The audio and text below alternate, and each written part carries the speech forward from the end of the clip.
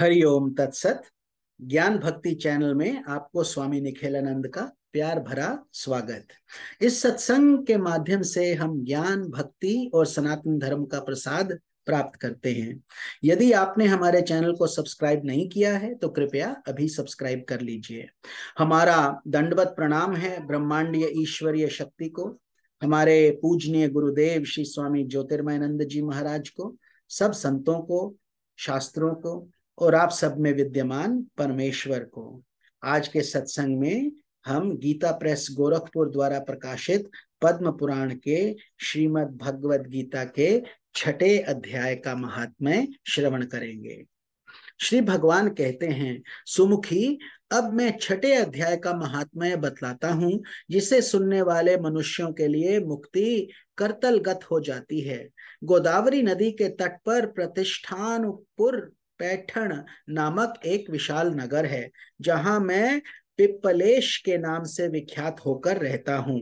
उस नगर में जानश्रुति नामक एक राजा रहते थे, जो भूमंडल की प्रजा को अत्यंत प्रिय थे। उनका प्रताप मार्तंड मंडल के प्रचंड तेज के समान जान पड़ता था। प्रतिदिन होने वाले उनके यज्ञ के धुएं से नंदनवन के कल्प वृक्ष इस प्रकार काले पड़ गए थे, मानो राजा की असाधारण दानशीलता देखकर वे लज्जित हो गए हों।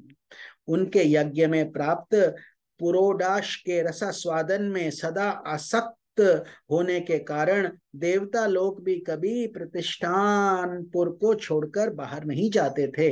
उनके दान के समय छोड़े हुए जल की धारा, प्रताप रूपी तेज और यज्ञ के धूमों से पुष्ट होकर मेघ ठीक समय पर वर्षा करते थे।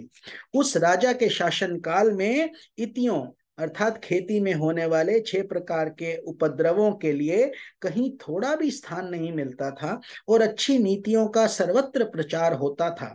वे बावली कुएं और पोखरे खुदवाने के बहाने मानो प्रतिदिन पृथ्वी के भीतर निधियों का अवलोकन करते थे।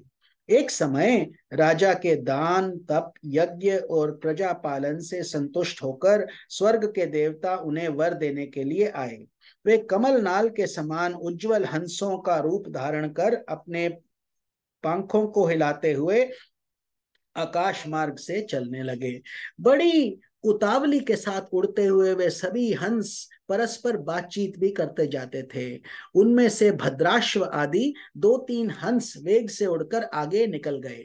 तब पीछे वाले हंसों ने आगे जाने वालों को संबोधित करके कहा, अरे भाई भद्राश्व, तुम लोग वेग से चलकर आगे क्यों हो गए हो?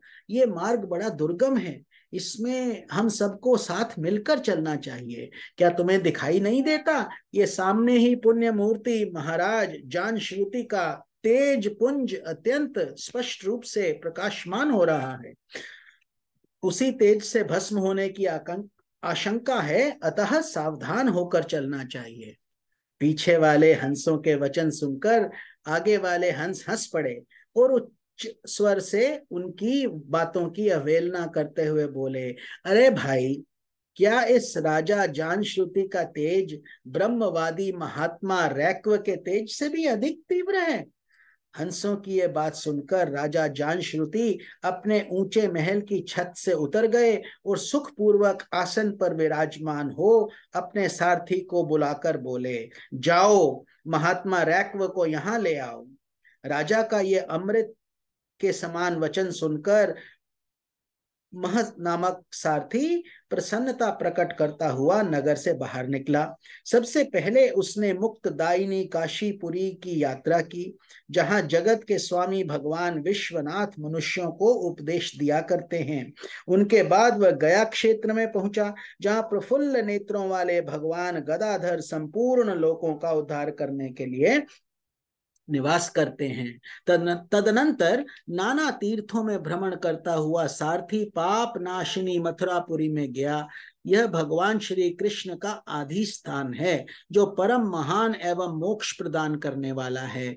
वेद और शास्त्रों में वह तीर्थ त्रिभुवन पति भगवान गोविंद के अवतार स्थान के नाम से प्रसिद्ध है। नाना देवता और ब्रह्म ऋषि उसका सेवन करते हैं। मथुरा नगरी कालिंदी यमुना के किनारे शोभा पाता है। उसकी आकृति अर्धचंद्र के समान प्रतीत होती है। वे सब तीर्थों का निवास से परिपूर्ण है। परम आनंद प्रदान करने के कारण सुंदर प्रतीत होता है। गोवर्धन पर्वत के होने से मथुरा मंडल की शोभा और भी बढ़ गई है। वह पवित्र वृक्षों और लताओं से आवृत है। उसमें 12 वन हैं। वे परम पुण्यमय तथा सबको विश्राम देने वाले श्रुतियों के सारभूत भगवान श्री कृष्ण की आधार भूमि है। तत्पश्चात मथुरा के पश्चिम और उत्तर दिशा की ओर बहुत दूर तक जाने पर सारथी को काश्मीर नामक एक नगर दिखाई दिया, जहां शंख के समान उज्जवल गगनचुंबी महलों की पंक्तियां भगवान शंकर के अट्टहास की भांति शोभा पाती थीं।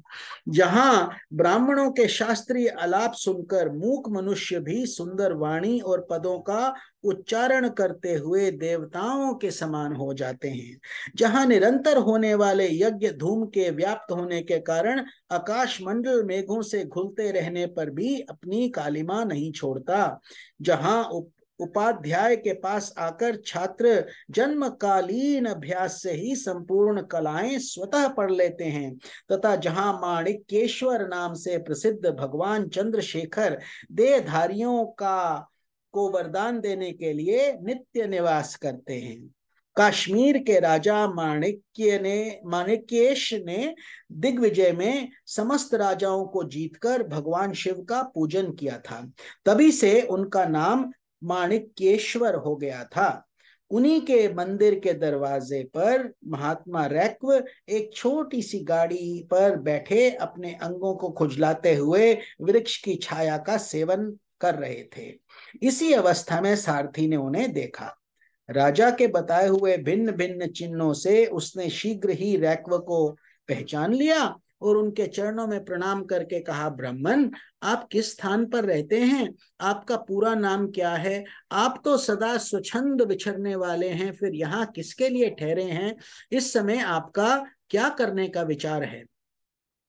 सारथी के वचन सुनकर परम आनंद में निमग्न महात्मा रैक्व कुछ सोचकर उनसे कहा, यद्यपि हम पूर्ण काम हैं, हमें किसी वस्तु की आवश्यकता नहीं है, तथापि कोई भी हमारी मनोवृत्ति के अनुसार परिचर्या कर सकता है। रैक्व के हार्दिक अभिप्राय को आदरपूर्वक ग्रहण करके सारथी धीरे धीरे से राजा के पास चल दिया। वहां पहुंचकर राजा को प्रणाम करके उसने हाथ जोड़कर सारा समाचार निवेदन किया। उस समय स्वामी के दर्शन से उसके मन में बड़ी प्रसन्नता थी। सारथी के वचन सुनकर राजा के नेत्र आश्चर्य से चकित हो उठे। उनके हृदय में रैक्व का सत्कार करने की श्रद्धा जागृत हुई। उन्होंने 2 खच्चरियों में जुटी हुई एक गाड़ी लेकर यात्रा की। साथ ही मोती के हार, अच्छे अच्छे वस्त्र और 1000 गायें भी ले ली। कश्मीर मंडल में महात्मा रैक्व जहां रहते थे, उस स्थान पर पहुंचकर राजा ने सारी वस्तुएं उनके आगे निवेदन कर दी और पृथ्वी पर पड़कर साष्टांग प्रणाम किया। महात्मा रैक्व अत्यंत भक्ति के साथ चरणों में पड़े हुए राजा जान श्रुति पर कुपित हो उठे और बोले, रे शूद्र, तू दुष्ट राजा है। क्या तू मेरा वृतांत नहीं जानता? ये खच्चरियों से जुटी हुई अपनी ऊंची गाड़ी ले जा। ये वस्त्र, ये मोतियों के हार और ये दूध देने वाली गायें भी तुम स्वयं ही ले जाओ। इस तरह आज्ञा देकर रैक्व ने राजा के मन में भय उत्पन्न कर दिया। तब राजा ने शाप के भय से महात्मा रैक्व के दोनों चरण पकड़ लिए और भक्ति पूर्वक कहा, ब्राह्मण, मुझ पर प्रसन्न होइए भगवान। आपने ये अद्भुत महात्म्य कैसे आया? प्रसन्न होकर मुझे ठीक ठीक बतला दीजिए।